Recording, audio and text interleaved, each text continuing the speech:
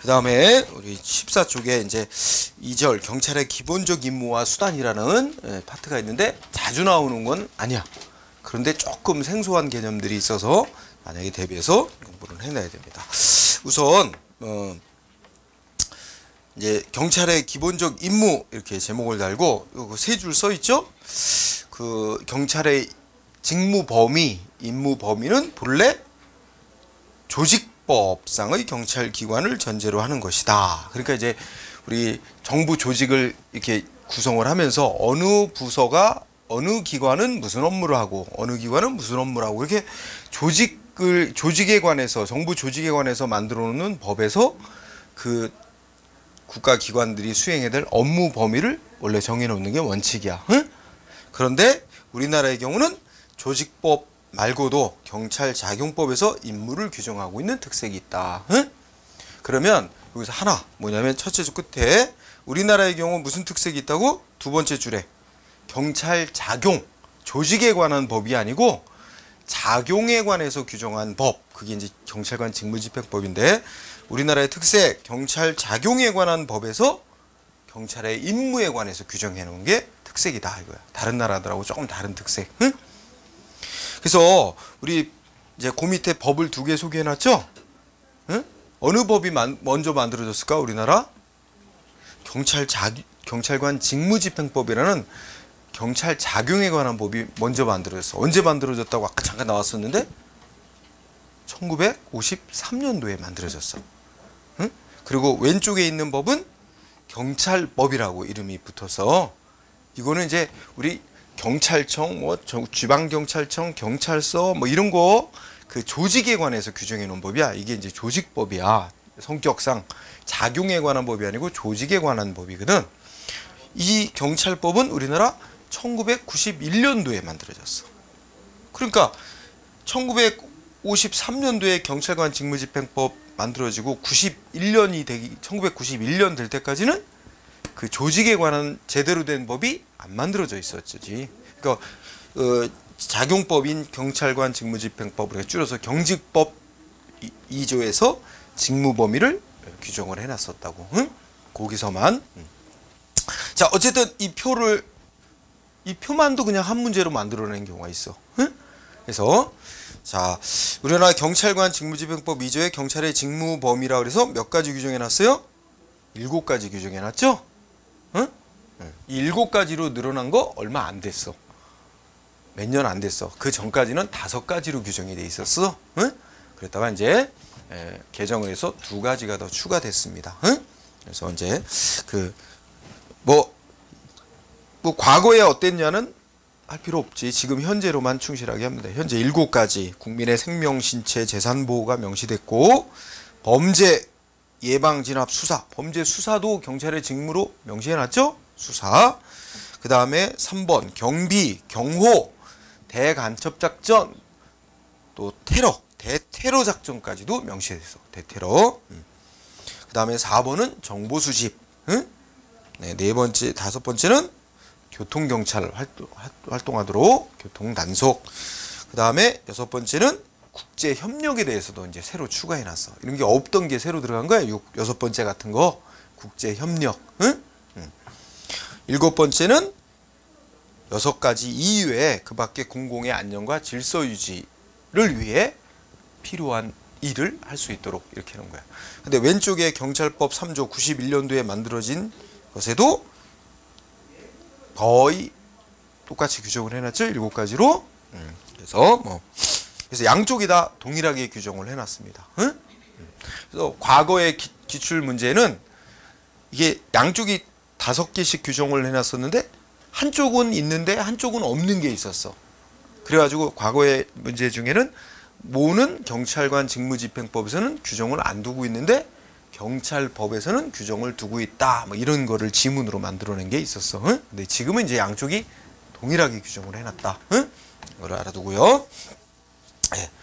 그리고 이제 그 밑에 한 6줄 있는데 결국은 이제 이거 나가면서 과거에는 사회공개 안녕질서 유지에서 국민에게 명령 강제하는 것만 주로 이제 경찰 작용이라고 파악을 했다가 경찰의 임무로 파악했다가 오늘날에는 점점 사회 변화에 따라 비강제적인 서비스, 응? 이런 것도 강조되다 보니까 결국 경찰의 기본적 임무를 크게 셋으로 나눌 수 있다. 하나는 뭐야? 사회공간의 안녕 질서 유지, 범죄 예방하는 거. 두 번째는 이미 발생한 범죄 수사하는 거. 세 번째는 서비스하는 거. 그죠? 이렇게 나눠볼 수 있어. 그래서 첫째, 공공의 안녕과 질서에 대한 위험 방지 업무. 응? 1번 나왔죠? 여기 중요해요. 공공의 안녕과 질서에 대한 위험 방지. 나왔다 그러면 여기서 나오는 거야. 응? 공공의 안녕과 질서에 대한 위험 방지. 자, 뭐야 이게? 거기에 14페이지 맨 아래 두죠. 경찰의 궁극적이면서도 가장 기본적인 임무로서 공공의 안녕 질서 위험 방지라는 이 표현 속에 뭐가 다 들어가? 다른 업무들이 다 들어가는 거야. 응? 그 속에 뭐도 포함되어 있다고? 국민의 생명, 신체, 재산 보호 이런 거 다 포괄한다. 가장 폭넓은 개념이다. 응? 가장 상위의 개념. 예. 가장 기본적인 임무, 다른 직무들을 포괄하는 가장 상위 개념. 그러면 이 1번 제목의 공공의 안녕과 질서에 대한 위험 방지를 다시 세 가지로 쪼개가지고 분석한다. 공공의 안녕, 공공의 질서, 위험 방지 이렇게 세 가지로 쪼개서 이게 뭔 의미를 띠고 있는 거냐 분석 들어가는 거야. 응? 그러면 자 오른쪽에서 공공의 안녕이란 공공의 안녕이라고 하는 것 속에는 세 가지가 포함되어 있다는 뜻이다. 그래서 동그라미 1번에 뭐 있어요? 법질서의 불가침성 유지하는 거. 그러니까 쉬운 말로 하면 법질서 유지하는 걸 말하는 거지. 그죠? 법질서 불가침성. 두 번째는 국가의 존립과 기능 유지하는 거. 응? 그다음에 세 번째는 개인의 권리와 법적 이익 보호하는 거. 응? 이 세 가지가 다 세 가지 공공의 안녕이라는 개념 속에 다 들어가는 거야. 그죠? 그런데 이때 이 1번에서 나오는 당연한 결론이 공공의 안녕이라는 거는 뭐예요? 법질서를 유지하고 국가의 존립 기능 유지하고 이렇게 공동체의 안전을 유지하는 것만이 아니라 개인의 권리도 보호하는 것도 포함되죠. 그렇기 때문에 동그라미 2번 공공의 안녕이라는 개념은 집단의 이익만이 아니라 그 우리 국가 사회를 구성하고 있는 개인들의 이익 보호도 관련이 있는 거다. 그래서 그런 이중적 개념이다 하는 얘기 뭐 이해하면 되는 거죠. 응? 따라서 균형 있게 고려해야 된다. 뭐 이렇게 마무리 짓고요. 그러면 동그라미 1번에서 말하는 공공의 안녕을 이루는 공공의 안녕의 개념을 구성하는 세 가지 요소를 다시 잘라서 얘기를 한다. 그죠? 그래서 첫째 법질서 불가침성 해가지고 그죠? 자 동그라미 1번 2번 했는데 우리 법은 우리나라는 또 대륙법계 법제도를 받아들이고 있어서 국가의 법을 공법에 속하는 법, 개인사찰서는 사법에 속하는 법 이렇게 또 둘로 나눠요. 이제 공법이면 주로 공익과 관련되어 있는 법이겠지, 그죠? 그래서 뭐 헌법, 형법, 행정법 이런 것들이 다 공법에 속하는 법들로 봐.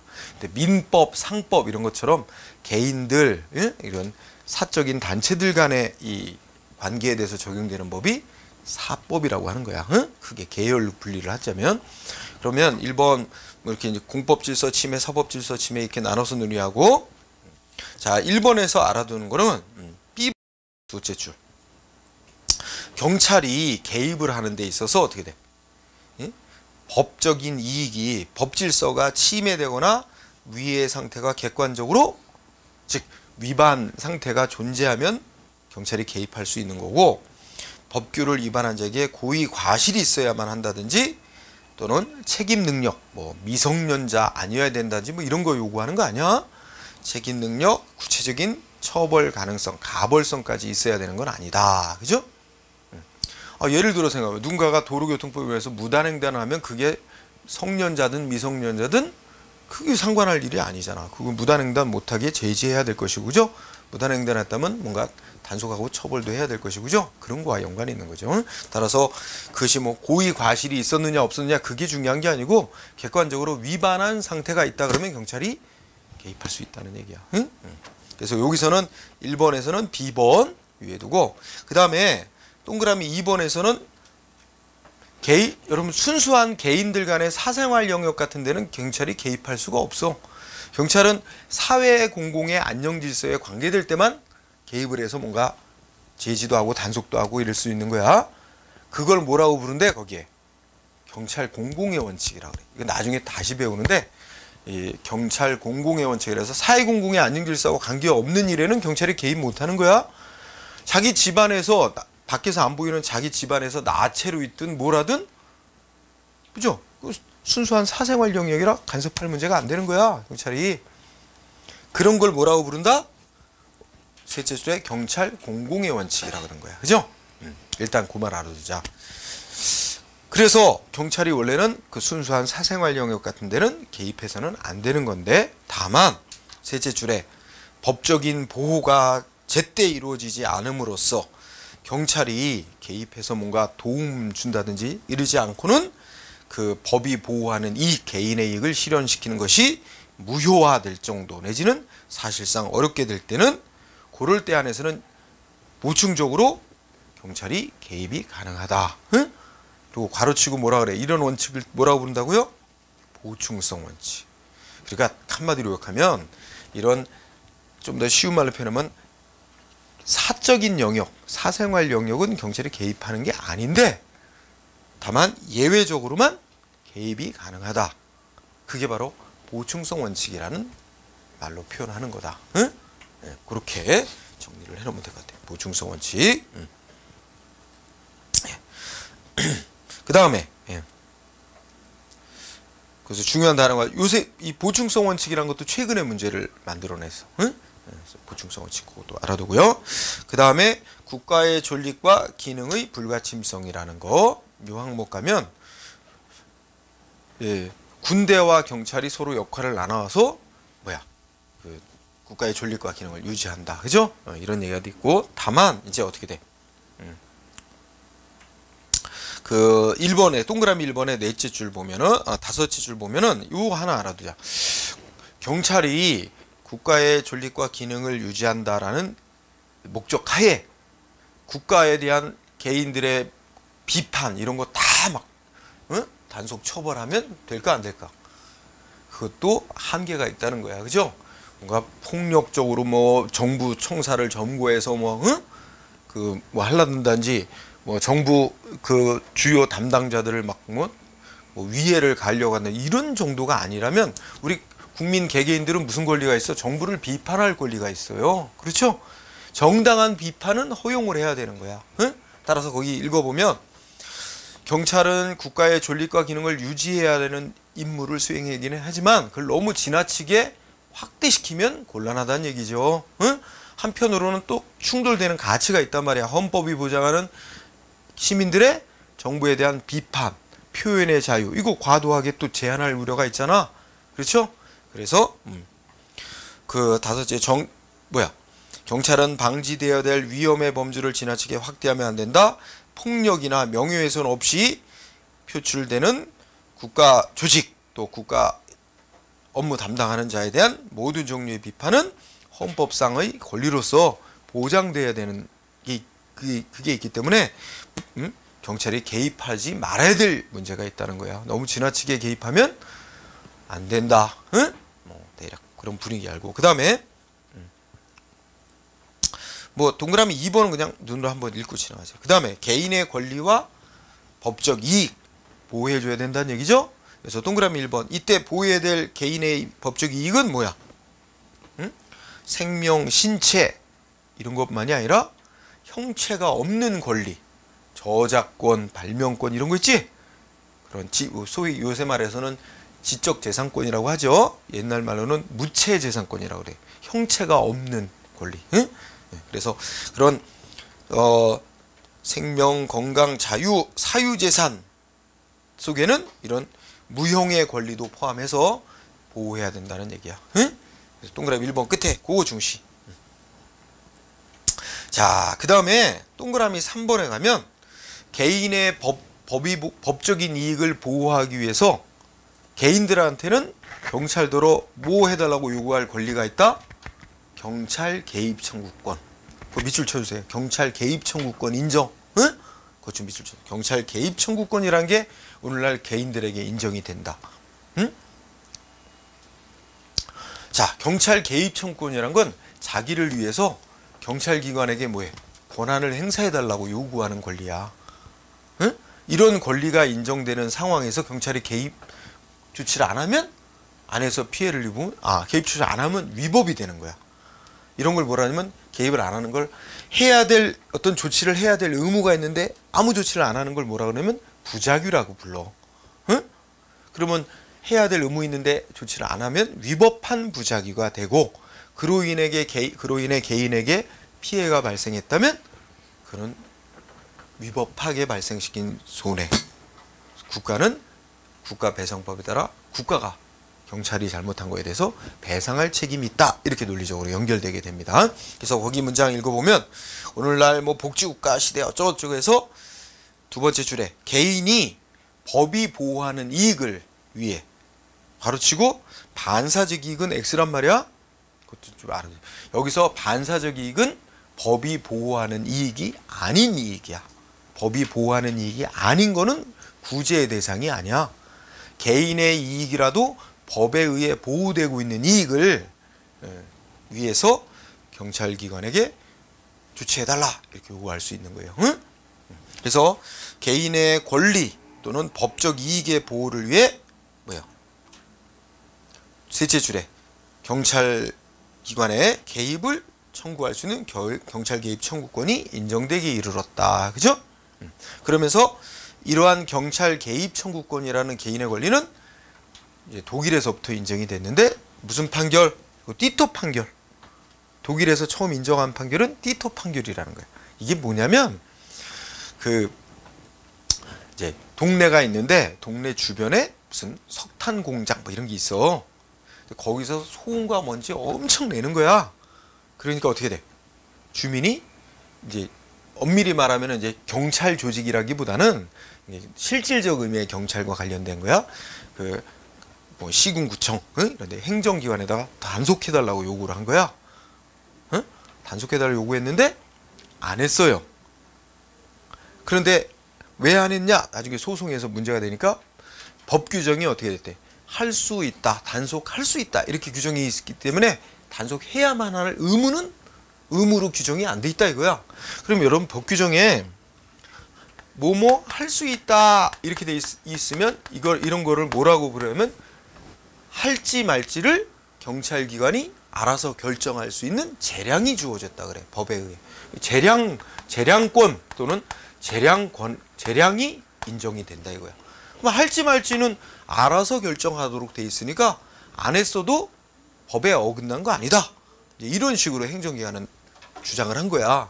그런데 이렇게 할 수 있다 이렇게 돼 있어도 그러면 어떻게 돼? 원칙은 뭐야? 할지 말지 행정기관이 알아서 결정하면 되는 건데 원칙이 아니라 이 경우에도 재량 권한이 있다는 말이야. 이거는 0이라고 하니까 좀 그렇다. 재량권이 재량이 인정된다 이런 말인데 그런데 국민의 생명, 신체, 재산에 급박한 위험이 있어. 응? 위험. 이거 개인의 노력 갖고는 벗어날 수 없는 거야. 우리 가장 최근의 일로는 여러분 저거 한번 생각해보자. 저기 뭐야? 세월호 침몰 사고 때 학생들이 구조 요청했어. 아니 예를 들어 경찰에 해경에 구조해달라고 요청. 이거 자기의 생명 신체 보호해달라고 요구하는 거야. 이거 해양경찰이 출동해서 구조해줘야 될 급박한 상황이야. 구조해달라고 요구할 권리가 있는 거야. 응? 국가와 경찰기관이 존재하는 국가와 공무원, 정부 조직이 존재하는 이유는 어디에 있어? 국민의 생명체 재산 보호 위한 거야.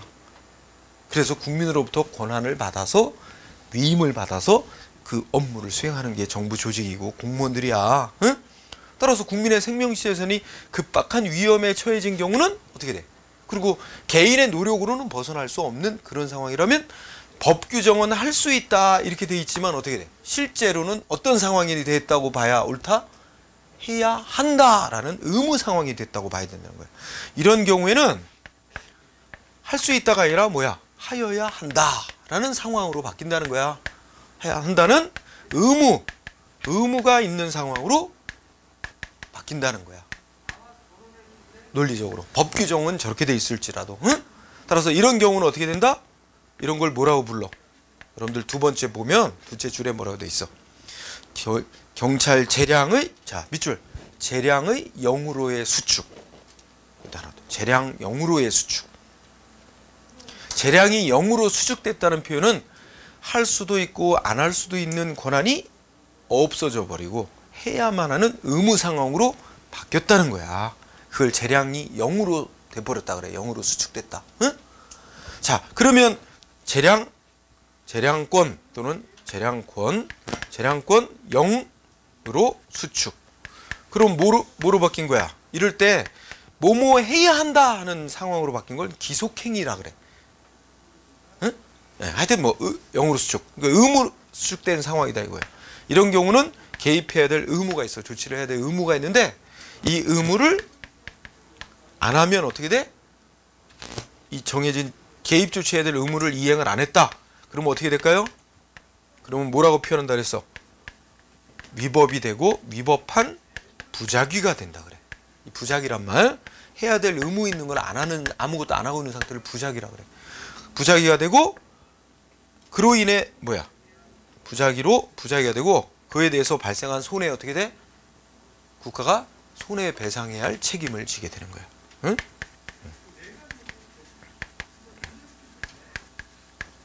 이렇게 되는 거죠. 이런 논리가 나오는 거예요. 그래서 자 경찰 개입 청구권 중요한 단어 두 번째 줄에 개인의 법익 보호, 응? 반사적 이익이라는 거는 사실 뭐 깊이 안 해도 괜찮아. 반사적 이익이란 법이 보호하는 이익이 아니라는 걸 뜻한다. 그런 이익은 구제 대상이 아니니까 그런 이익을 구제해달라고 신청이 들어와도 경찰은 조치를 해야 될 의무 없어. 응? 법이 보호하는 이익을 위해서 구제해달라고 신청이 들어와야만 경찰은 개입 조치를 해야 될 의무가 있게 되는 거야. 응? 법에서 하여야 한다 이렇게 됐으면 해야 될 의무가 이미 법으로 명시됐으니까 해야 돼. 그죠? 신청 들어오면 해줘야 돼. 그런데 할 수 있다라고 돼 있어도 예외적으로 어느 때 생명실 재산이 급박한 위험에 처한 경우는 해야 될 의무 상황이 됐다고 봐야 된다. 그런 걸 재량의 영수축이 된 상황이라고 말하고 그때는 조치를 해야 되고 안 하면 위법한 부작위 국가가 배상해야 된다. 이런 논리가 나온다. 그래서 우리나라에서는 김신조 무장공비 침투 사건에서 처음으로 인정됐어. 응? 그래서 그 맨 밑에 우리나라 저 김신조 무장공비 침투 사건 판결 이렇게 나오지? 이거 되게 오래전 일이야. 그 1968년도에 생겼던 일이거든. 저 우리나라 1968년 1월 달에 그 당시는 이제 박정희 대통령 정부 시절이야. 북한은 김일성이 있었던데. 근데 그 북한에서 그 특수훈련 시켜가지고 31명인가를 이 청와대 습격 내려보냈어요. 산 타고 내려왔어. 북한에서 내려왔고 청와대 뒷산까지 왔어. 서대문구 홍제동 거기까지 왔는데 예, 그때 이제 그 검문에 이렇게 걸려가지고 총격전 벌어지고 다 사살됐어. 어? 그게 이제 김신조 사건이라는 거야. 유일하게 한 명만 살았는데 생존했는데 그게 김신조라는 간첩이야. 무장 간첩. 근데 이 김신조가 이게 이제 쫓기다가 그 동네 골목에서 동네 청년하고 이렇게 딱 맞닥뜨리는 대치 상황이 된 거야. 그래가지고 그 대치가 되어 있고 그 청년의 가족이 그 당시 약 70m 떨어져 있는 거리에 빨리 와달라고 지금 이 무장 간첩으로 보이는 자고 지금 대치 중이니까 빨리 와달라고 신고를 3번이나 했어. 70m 거리에 있는 파출소에 3번이나 신고, 약 15분 사이에 3차례나 긴급 출동 요청을 했음에도 안 갔어 경찰이. 그래갖고 김신조하고 격투벌이다 총 맞아 죽었어요 그 동네 청년이. 그래서 이제 물론 김신조는 생포됐어. 그래서 이제 대한민국으로 전향해서 지금도 잘 살고 있어. 응? 잘 살고 있어. 결혼해서 자식도 갖고 잘 살고 있는데 그 죽은 청년의 가족이 이제 소송을 낸 거야. 응? 바로 뭐야? 경찰이 출동을 했어야 될 의무가 있는데 신고를 받고 국민의 생명 지금 위태로 보는 상황 아니야?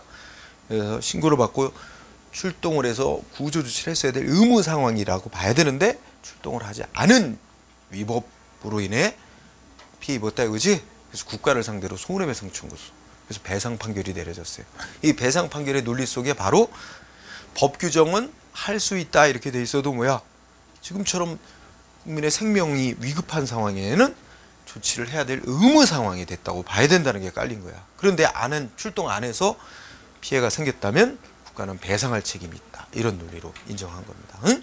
그래서 이게 그러면서 뭐 그 이후에도 여러 사건들이 나오게 됩니다. 판결은 대법원까지 가서 뭐 그렇게 판결 나온 건 아니지만 여러분들이 들었는지 모르겠다. 우리 사회에서 사건이 일어났어서 이제 남녀간에 사귀다가 응? 여자가 이제 그만 만나자. 그랬더니 뭐야? 남자가 이제 스토커가 돼버린 거야. 응? 나이가 조금 있는 중년 뭐 남자였는지. 근데 이제 남자가 여자 집에까지 찾아가서 밤에 막 안 만든다고 행패를 부리는 거지. 그러니까 이제 경찰에 신고가 들어왔어. 경찰 출동, 응? 112 출동. 그래서 연행에 왔어. 근데 뭐 연행에 왔어도 무슨 뭐 강력 범죄를 저지른 건 아니라서 일종의 경범죄밖에 안 돼. 응? 벌금 지금 현재로 바뀐 법 기준 따지면 이 현재 우리나라 경범죄 처벌법에 지속적인 괴롭힘을 해서 계속 따라다니고 막 이런 거 처벌 조항이 새로 몇 년 전에 들어왔어. 근데 그거 벌금 10만 원이야. 응? 즉결 심판 통고 처분한다든지 즉결 심판에 넘겨갖고 최대 벌이 벌금 10만 원이야. 응? 그러니까 그거는 뭐 벌금 같은 거 나와도 50만 원 이상 뭐 이렇게 나올 범죄 행위 아니면 구속도 못 시켜요. 그러니까 밤에 연행해 와서 이제 조사하고 이제 약식 재판인 그 즉결 심판에 넘기기로 이제 이렇게 처리한 후에 풀어줘야 돼. 응? 이게 밤에 경찰서에 조사받고 나오면서 어떻게 하겠어? 더 열받아 하는 거지 얘가. 그죠? 자기를 경찰에 신고해? 이게 더 열받는 거야. 그래갖고 뭐 했다는 거야? 주유소 간 거야. 주유소 가서 석유를 사는 거야. 응? 그러면서 여자 집에 전화했대. 내가 지금 어디 있는지 알아? 응? 지금 주유소에 와 있다. 다 불 싸질러 버릴 거다. 기다려. 응? 얼마나 겁나. 여자가 다시 신고를 했다는 거야. 지금 이런 상황이다. 지금 주유소에 응? 석유 사고 있다 그런다. 와달라. 신고를 112 3번이나 했다는 거야. 근데 안 갔어 경찰이. 근데 진짜 와가지고 불 지른 거야 그놈이. 그래서 그 가족 중에 누가 죽고 여자도 좀 다치고 그랬나 봐. 응? 그래가지고 그게 그때 몇 년 전에 9시 뉴스에 크게 사건이 나왔어. 거기까지만 보도가 됐어. 근데 이 상황도 법 논리적으로 보면 지금 어떤 상황이라고 해야 돼? 응? 급박한 상황이야. 경찰 신고받고 출동했어야 될 의무 상황이라고 보는 거예요. 안 갔죠? 그래서 사고 당했지? 그러면 결국 뭐 했겠어? 그 피해자 측은 국가를 상대로 손해배상 청구성을 해서 받았을 거야. 그 배상 책임 당연히 인정되는 거기 때문에 대법원까지 올라갈 필요도 없었을 거야. 그러니까 판결로서 교재에 소개되지는 않지만 전형적인 이 경찰 개입 청구권 논리에 맞는 거라고. 응? 그래서 세월호 사건에서도 여러분들이 혹시 이제 형법과 관련되는 얘기이긴 하지만 우리나라에서 처음으로 뭐 인정했어? 지금 1심 판결이긴 하지만 뭐 인정했지? 해경 출동한 함장한테 뭐 인정했어? 위법한 부작위에 의한 살인죄라는 걸 처음으로 인정했어. 응? 그러니까 구조조치를 제대로 취했어야 될 의무가 있는데 제대로 구조조치를 안 했다는 거야. 응? 그래서 그 경비함 함장에게 위법한 부작위, 무슨 말인지 알겠죠? 해야 될 의무 있는데 안 했다는 거잖아. 위법한 부작위에 의한 살인죄라는 걸 최초로 우리나라에서 인정한 판결 이렇게 해서 소개되고 있단 말이야 지금. 응? 그래서 처벌된단 말이야. 징역형 선고받았나? 그럴 거야 아마. 응? 함장. 응. 그래서 다 이런 논리와 관련이 있는 거야. 응? 자, 경찰 개입 청구권. 응. 그렇게 알아두기 바랍니다. 자, 그 다음 페이지 16조. 자, 공공의 질서. 그러니까 우리 아까 기본적 임무 중에 첫 번째가 공공의 안녕과 공공의 질서에 대한 위험 방지 업무 하냐? 그럼 그 중에 공공의 질서란 건 뭘 의미하냐? 네. 자, 의의에서 동그라미 1번 쭉 읽어나가되 어쩌고저쩌서 읽어보되 핵심은 셋째 줄. 불문의 사회규범. 응? 불문의 뭐 사회규범의 총체 이렇게. 여기서 불문의 사회규범이니까 이거는 법조문으로 몇 점 몇 점에서 뭐 의무 이렇게 규정해 놓은 거 아닌 법을, 그런 법을 불문법이라고 하지. 우리가 법을 나눌 때 조문 형식으로 이렇게 명시되어 있는 법을 성문법이라고 이제 분류를 하고, 법조문으로 명시되어 있는 건 아니지만 이제 일정한 원칙으로 인정되는 그 법원칙 같은 것들이 있어. 그런 거를 우리가 불문의 법이라고 해요. 응? 그러면 하여튼 중요한 단어는 불문의 사회규범의 총체다. 응? 공공의 질서란. 그리고 가로치고 앞서 말한 공공의 안녕은 주로 뭐와 관계된 거야? 성문의 법이 정해놓고 있는 걸 가리키는 거야. 성문의 법이 보호하고자 하는 뭐야? 국가의 존립 기능, 개인의 이익 이런 거란 말이야. 그지? 그게 공공의 안녕이라면, 공공의 안녕은 성문의 법규범과 주로 관련되는 거라면, 공공의 질서는 뭐야? 불문의 사회규범 유지하는 거와 관련이 있다. 응? 그렇게 해서 이 구별을 쉬운 건 아니지만 굳이 구별을 하자는 입장에서는 이런 식으로 구별을 한다. 응? 그 다음에 동그라미 2번 어떻게 돼? 공공의 질서는 고정된 게 아니고 어떻게 돼? 사회 변화에 따라 변천하는 겁니다. 응? 상대적이고 유동적인 개념이다. 응? 네, 유동적 개념이야. 그러니까 사회가 바뀌고 시대가 달라지면 뭐예요? 그 대다수 사회 구성원들이 생각하는 이게 사회 질서에 맞는 거야 라고 생각하는 어떤 가치관이 바뀌잖아. 그죠? 우리 뭐 이게 딱 들어맞는지 모르지만 예전에는 1970년대는 미니스커트 입으면 어우 여자들이 미니스커트 입으면 이거 그 당시만 해도 유교적인 가치가 아직 많이 남아있을 때니까 그런 미니스커트 입고 다니는 거는 이거는 뭔가 용납해서는 안 될 행위, 이런 식의 사람들이 가치관을 많이 갖고 있었단 말이야. 그죠? 그러니까 그 당시에 박정희 정부가 막 뭐야 그 미니스커트 단속도 하고, 그죠? 또 머리 장발 기르는 거, 응? 남자가 머리 기르는 거 이것도 단속하고, 그죠? 그런 때가 있었잖아. 지금은 시대가 바뀌어서 그런 거 인정될 수 없지. 그죠? 그래서 예, 그 상대적인 개념. 그런데 예, 이제 두 번째 항목에 그러면 공공의 질서를 유지하기 위해서 필요하다. 그러면서 이런 공공 질서에 이건 위반하는 행위니까 단속해야 돼 하고 경찰권 발동할 대상 정할 때 공공의 질서 위반이다 이래가지고 경찰이 권한 발동 이런 거 하려면 조심스러워야 돼. 응? 왜냐면 이거는 법으로 명시되어 있는 게 아니라면 어떻게 돼? 그래서 거기 읽어보면 두 가지가 있다. 동그라미 1번. 오늘날에는 이제 법치주의가 점점 확립되고 하면서 법치 행정이 확립되면서 사회 질서를 유지하기 위해서 중요한 사항이라면 다 조문 형식의 성문의 법으로 다 만들어 간단 말이야. 응? 그렇기 때문에 과거보다 어떻게 돼? 이 법조문으로 만들어 놓지 않은 이 대다수 사람들이 생각하는 어떤 사회 가치, 질서 이런 거를 근거로 해서 국민한테 무슨 단속하고 할 수 있는 이런 역할은, 공공의 질서가 그런 근거가 될 수 있는 역할은 거의 찾아보기 힘들어지고 있어. 그래서 동그라미 1번에 공공의 질서라는 거는 두 번째 줄에 뭐야? 경찰권을 발동할 수 있는 근거로서의 역할 기능은 점차 어떻게 돼가고 있다? 축소돼가고 있다. 왜냐면 법치주의 원칙상 다 성문의 법으로 만들어 놓고 하는 걸 우선으로 삼기 때문에 그래요. 그 다음에 동그라미 2번은 뭐야?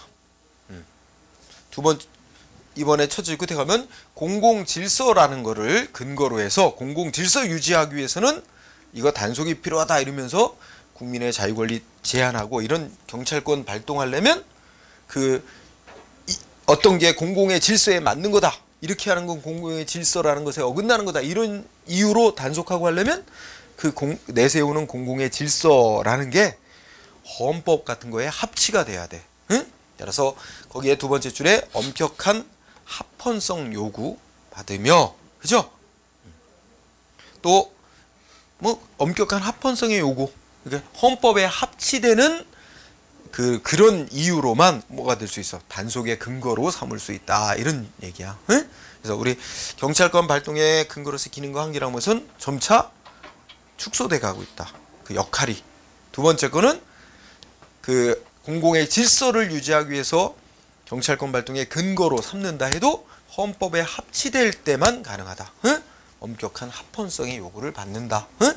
네, 그렇게 정도로 정리하면 될 것 같아요. 자, 그 다음에는 공공의 안녕과 질서에 대한 위험 방지. 그렇지? 그러면 위험 방지를 풀어보면 위험이라는 게 뭐냐 하는 거 나오죠? 그래서 자, 동그라미 읽으면 위험이란 뭐 이런 거 틀리게 내는 일은 없어. 네, 읽으면 위험이란 건 보통 현재 상태를 그대로 놔두면 뭐야? 가까운 장래에 사회 공공의 안녕, 사회 질서에 손해가 나타날 가능성이 있는 상태를 위험이라고 그런다. 위험 상태. 응? 응. 그리고 이미 위험이 현실적으로 발생한 경우를 위해라고도 표현한다. 응? 이거 지나가고요. 이거 외울 필요는 없어요. 뭐 읽어도 돼. 이거 틀리게는 안 만들으니까. 그리고 그 위험은 또 그 위험의 정도를 가지고 구체적인 위험과 추상적인 위험 이렇게 나눌 수 있다. 구체적인 위험은 뭐야? 그 사회 질서에 대한 어떤 손해가 발생할 가능성이 충분히 있는 경우를 말한다. 그죠? 추상적 위험은 가능성이 있기, 개연성이 있기는 하지만 그렇다고 가까운 장래에 꼭 생긴다 이렇게 말하기는 곤란한 정도. 응? 이런 정도로. 그러면 위험 정도에 따라 어떻게 될까? 경찰이 활동할 수 있는 작용도 달라질 수밖에 없어. 구체적인 위험이 있는 상황에서는 뭔가 국민의 신체 재산에 뭐 강제적인 조치도 할 수 있겠으나 추상적인 위험만 있는 상황이라면 어떻게 돼? 그거는 뭔가 이렇게 약간 관찰하고 감시하고 이런 정도에 머물러야지 뭐 직접적인 뭐 단속 이런 거는 해서는 안 되는 약간 위험 정도에 따라 해야 되는 그 조치가 달라질 수밖에 없지. 어쨌든 경찰은 활동을 하려면, 권한 발동을 하려면 뭐 해야 돼? 구체적인 위험이 있거나 추상적인 위험이 있는 상황이다라고 해야만 권한 발동이 가능한 거야. 위험이 전혀 없는 상황에서는 경찰이 권한 행사를 국민한테 하면 안 되게 되는 거야. 그래서 동그라미 2번에 뭐라고 돼 있어요? 응? 2번에서 말한 것 손해란 뭐라고 돼 있어? 손해란 개인과 사회, 그래서 개인과 공동체의 법적인 이익이 감소하는 경우를 손해가 생긴다. 응? 이렇게 말할 수 있고. 자, 두 번째 줄에 두 번째 줄 밑줄 칠까요? 경찰 권한을 발동하기 위해서는 보호하고자 하는 법적 이익에 대한 침해가 현저해야 돼. 현저한 침해가 있어야 하며 단순한 성가심 내지 불편함 정도는 경찰이 개입할 대상이 아니다. 그죠? 그러면 예를 들어서 뭐야? 이게 그냥 좀 약간 재밌는 예인데, 길 가는데 누가 따라와 사귀자고. 싫다고 한번 의사 표현했는데도 또 따라와. 자꾸 만나자 그래. 성가시고 괴로워. 응? 그럼 이거 경찰에게 단속해 주세요. 그럼 경찰이 이거 처벌해야 돼? 응? 그거는 인간관계에서 좋다고 사귀자 어느 정도까지는 자연스럽게 내버려 둬야지. 안 그래? 다만 어느 정도의 도를 넘어야. 그렇죠? 도를 넘어야지. 그렇지 않았겠어요? 물론 그 정도가 어느 정도냐, 사실은 이게 법으로 명확하게 해놓기는 어렵겠지만, 그건 사회의 통념을 기준으로 이제 판단을 할 수밖에 없는 건데, 응? 그리고 이제 경찰은 이 정도면 도를 넘었다 해가지고 이거는 처벌 대상이다 해가지고 수사하고 기소까지 검찰에 넘겨서 검찰도 그렇게 판단을 기소했는데 법원은 또 달리 볼 수 있어요. 그 정도까지는 그냥 단속할 정도는 아니다. 이렇게 해서 무죄로 나올 수도 있고, 경찰의 최종적인 판단은 법원의 판단에 따르는 거지만, 응? 따라서 우리 나중에 공부하겠지만 경찰관 경범죄 처벌법이라는 데를 보면 지속적인 괴롭힘은 처벌 대상으로 해. 그러면서 뭐 지속적 괴롭힘 어떻게 하는 행위는 처벌한다. 그런데 몇 번이나 싫다는데도 몇 번이나 따라다녀서 해야 뭐야? 처벌 대상이 된다고 보느냐, 지속적인 괴롭힘. 사실은 애매하잖아. 그죠? 그래서 뭐 그때 법이 처음 도입되고 나서 경찰이 뭐라고 발표했다? 그 이제 규정이, 내부 규정이 마련돼야 될 텐데, 통상적으로 한 피해자 측에서 명시적으로 당신하고 더 이상 만나기 싫다. 응? 그 거부 의사를 3차례 명확하게 밝혔는데도 계속 만나자고 요구한다든지 기다린다든지 막 찾아온다든지 3번을 기준으로 삼겠다 뭐 이렇게 한번 발표한 걸 본 적이 있어. 응? 그래서 그건 법률에까지 명시된 건 아니지만, 예. 자, 그래서 뭘 얘기하는 거야? 그래서 그냥 현저한 정도의 침해 이렇게 됐을 때만 경찰이 개입할 수 있는 거지. 그냥 아직까지 그렇게 현저하다고 볼 수 없는 단순한 성가심 불편한 정도는 개입 대상이 아닌 거다. 그런 정도. 자, 그래서 그 밑에 경찰 개입의 요건, 동그라미 1번. 경찰이 개인들 간의 관계에 개입할 수 있는 거는 원칙적으로 위험이 존재해야 되는 거다. 응? 구체적 위험이 있든 추상적인 위험이 있든 위험이 존재할 때에만 경찰이 개입해서 뭔가 권한을 발동할 수 있는 거야. 응? 다만 아까 말했듯이 그 상황에 따라서 어느 정도의 위험이 있느냐에 따라서 행사할 수 있는 권한은 차이가 다르겠지만, 따라서 그 두 번째 줄에 위험이 전혀 존재하지 않는 상태에서 사전에 배려한다는 차원으로 뭔가 권한 발동 이런 거는 안 된다는 거야. 응? 그래서 1번도 알아두고요. 그 다음에 동그라미 2번도 그냥 읽어보세요. 응? 여러분들이. 그래서 여기서 2번에 생소한 용어가 나올 수 있는데, 2번에 무슨 단어냐면 경찰 책임자라는 단어가 있어. 그죠? 여기서 경찰 책임자라는 건 경찰권 발동의 대상이 될 사회공의 안녕일서의 위험을 만들어낸 자라든지 이미 위험을 현실화시킨, 위해를 발생시킨 자, 경찰권 발동의 대상이 되는 자를, 즉 원인을 제공한 책임 있는 자를 말하는 거예요. 책임 있는 자, 응? 그거를 경찰 책임자라고 표현하는 거예요. 응? 그래서 사회공공의 안녕질서에 위험을 발생시킨 자가 누구냐, 이거는 안 따진다는 얘기지. 응? 미성년자냐 성년자냐 그런 게 중요한 게 아니고, 주 목적은 뭐에 있는 거야? 공공의 안녕질서에 대한 위험을 예방하고 이미 발생한 건 진압하고 해소시켜야 되는 거. 이게 목적인 거야. 이거 하는 게 중요한 거기 때문에 그 사람이 무슨 처벌받을 나이 연령대가 된 사람이냐, 그 사람한테 그런 위험을 발생시키는데 고의 또는 과실이 있느냐 없느냐, 이 문제하고는 관련이 없단 말이야. 그런 건 상관 안 한다는 얘기죠. 네. 자, 그 다음에 3번은 어떻게 돼? 3번은 일단 그 문장을 말해요. 위험은 일단 위험이 존재해야 경찰이 개입할 수 있는 요건이 되는 거지만, 그러나 위험이 보호하고자 하는 법적 이익에 필수적으로 존재해야만 하는 것은 아니다. 말이 좀 추상적이고 어려워. 응? 그 문장이 그래도 시험에 그대로 쓰인단 말이야, 2줄. 응? 자, 위험이 보호하고자 하는 법적 이익에 필수적으로 존재해야 하는 것은 아니다. 그러면서 이제 예를 들어봐. 그러니까 우리 얘 무슨 설명해 놨어요? 한밤중에 횡단보도. 근데 보행자 신호, 파란색 신호 안 들어왔어. 빨간불이야. 근데 보행자가 무단횡단해. 그죠? 무단횡단했다고 단속, 처벌 이렇게 하려고 그러니까, 아니 차도 하나도 안 다니고, 응?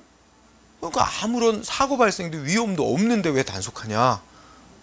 근데 그거 인정 안 된단 말이야. 응? 즉 차가 양쪽으로 차가 하나도 지금 안 다니고 있는 상황이었고 하더라도 어떻게 돼? 응? 거기 읽어보면, 응? 보행자가 차가 안 다니는 야간에, 응? 빨간 적색 신호등이 있는데도 차도를 건너갔다, 무단횡단했다면, 그죠? 응? 이거는 사고 발생의 위험은 존재하지 않는다 하더라도 어떻게 돼? 이거 처벌받을 경찰 책임자가 된다는 말이야. 그 이유는 법이 보호하고자 하는 공공의 질서 유지라고 하는 법적 이익을 침해하는 결과가 되기 때문에 그렇다는 거야. 응? 즉 그 개인에게는 개인적으로는 사고 발생의 위험이 존재하지 않았다 하더라도 법이 보호하고자 하는 사회 질서 유지라는, 즉 도로 교통에 있어서의 질서 유지라고는 법적 이익을 침해하는 결과가 됐기 때문이다라는 이유로.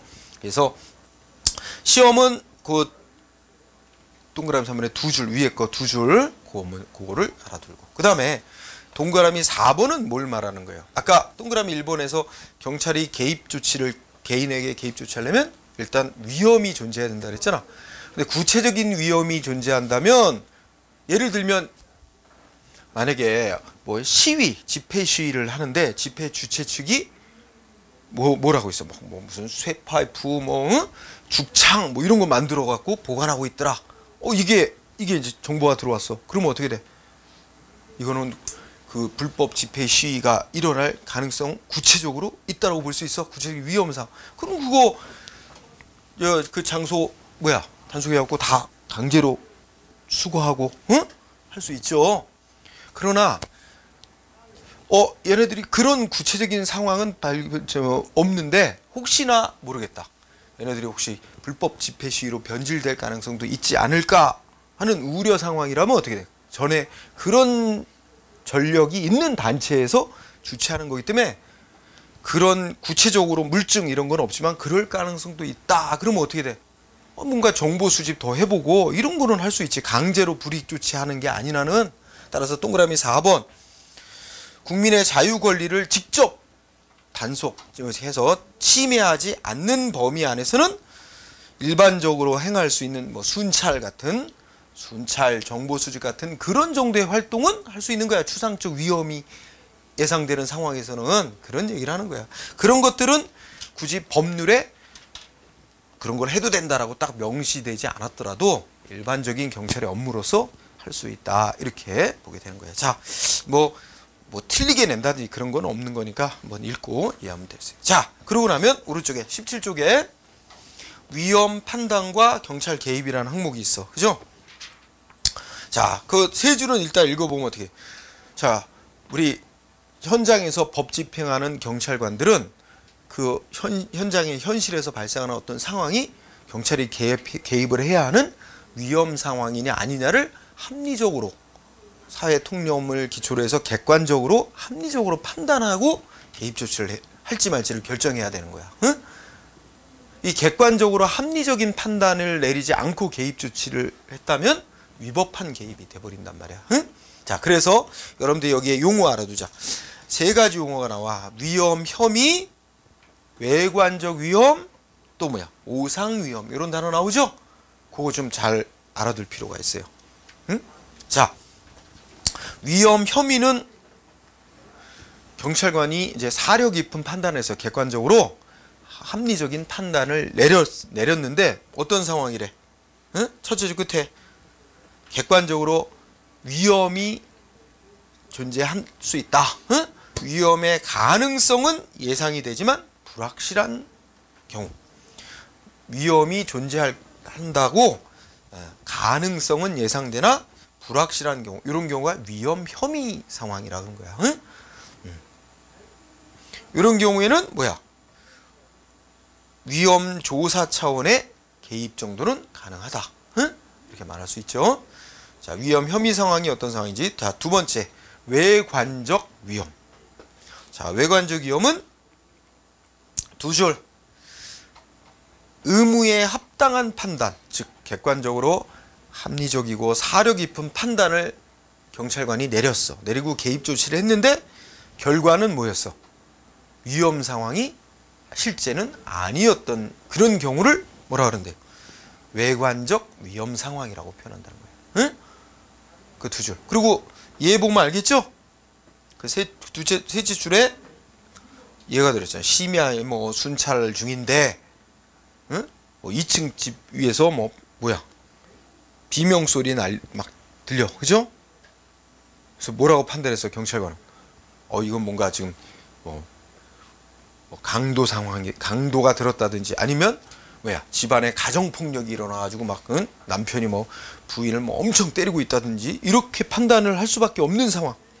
근데 경찰관 혼자만, 순찰 도던 경찰관 혼자만 그렇게 판단했다면 이거는 객관적이고 합리적인 판단이라고 할 수는 없는데 일반 사람들의 기준으로 볼 때도 아 이거는 뭔가 그런 강도가 들었다든지 아니면 가정폭력이 지금 심각하게 일어난 상황 뭐 이런 거라고 생각이 들었다고 치자. 그죠? 그게 객관적으로 그런 판단이 들었어. 그래가지고 경찰이 어떻게 했어? 출입문 부수고 들어갔어. 그런데 결과는 뭐야? 거기 써있듯이 텔레비전을 크게 틀어놓은 거야. 그죠? 거기서 무슨 범죄 형사물 방영을 하고 있어서 비명소리가 밖에까지 크게 났던 거다. 이러면 자 실제 개입 전에 판단을 할 때는 이건 분명히 객관적으로 위험한 상황이다. 응? 이 판단 자체에 잘못은 없어. 따라서 이렇게 판단을 내리고 경찰관이 개입 조치한 거는 위법은 아니야.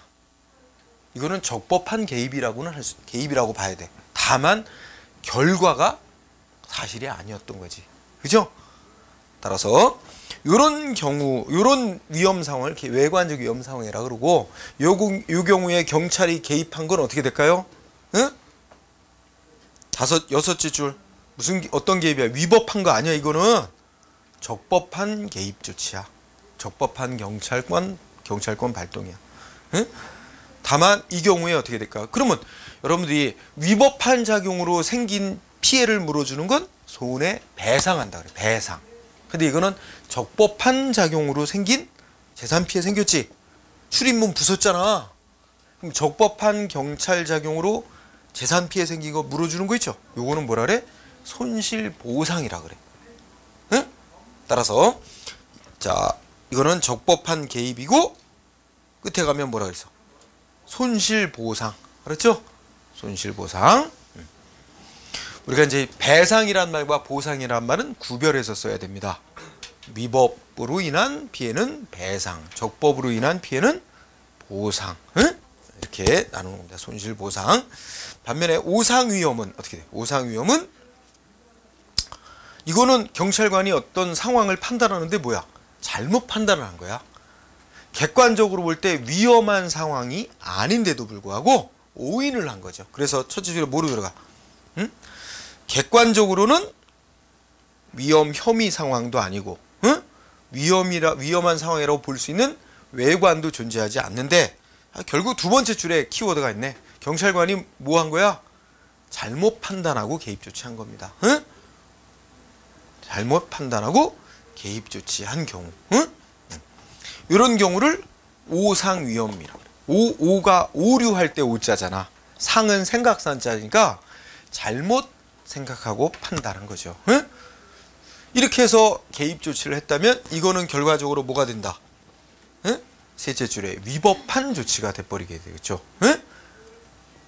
합리적이고 객관적으로는 경찰이 개입할 수 있는 상황이 아닌데도 경찰관이 잘못 판단하고 개입한 거니까 위법한 개입이 되고 그럼 뭐가 돼요?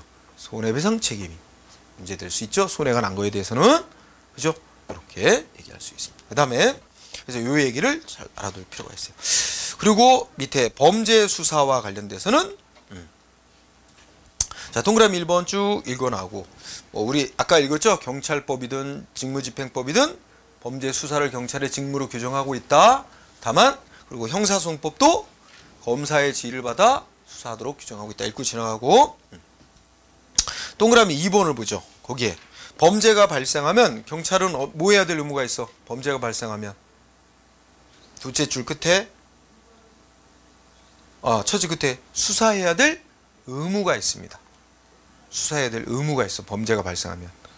그러니까 피해자가 고소 고발 이렇게 친고죄가라면 뭐 고소 고발이 들어오기 전까지는 수사하면 안 되지만 그런 친고죄에 해당하는 죄를 빼고는 수사해야 될 의무가 있어. 어쨌든 범죄가 발생한 경우 뭐가 있다고? 원칙적으로 경찰은 수사해야 될 의무가 있어. 그래서 수사할지 말지 결정할 재량권은 없어. 이 수사는. 이 점이 아까 행정경찰 사무, 그치? 사회 질서 유지, 범죄 예방을 위해서 활동하는 행정경찰 활동을 할 때는 어떻게 대부분 경찰 행정에 관한 법들은 할 수 있다가 많아. 불신검문 할 수 있다. 뭐 이런 식으로 재량으로 많이 규정해놨기 때문에 원칙은 합리적으로 경찰이 판단해서 할 수도 있고 안 할 수도 있고 이런데 수사 업무는 어떻다고? 원칙이 해야 한다로 돼 있다고. 그죠? 2번 동그라미 2번 중요. 그 다음에 뭐 3번은 넘어가 되겠습니다. 자, 그 다음에 다음 페이지 치안 서비스. 이 서비스는 기본적으로 비강제성 있는 작용, 비권력적 작용이 오늘날 중시돼 가고 있다는 정도만. 그 역할을 경찰에 관한 경찰의 업무에 대해서 점점 더 과거에는 뭐에만 초점을 뒀냐? 직접적인 범죄 사건에만 초점을 뒀다면 그런 것이 아니라 경찰의 업무는 다양한 폭넓은 서비스 제공 쪽으로 흐름이 그렇게 가고 있어요. 뭐 예를 들어서 다 관련이 있지만 뭐 도로에서 타이어 펑크 났다. 여성 운전자 어떻게 할 수 있어? 펑크 났을 때 경찰이 임시 조치 다 해줄 수 있어요. 저 자동차 무슨 저 배터리 나가서 시동 안 켜진다. 이거 차에 다 싣고 다녀. 그 점프해 주는 거. 그 시동 일단 걸려서 물론 사적으로 보험회사 연락해서 이거 많이 하지만 가까운 데도 경찰이 있다. 그죠?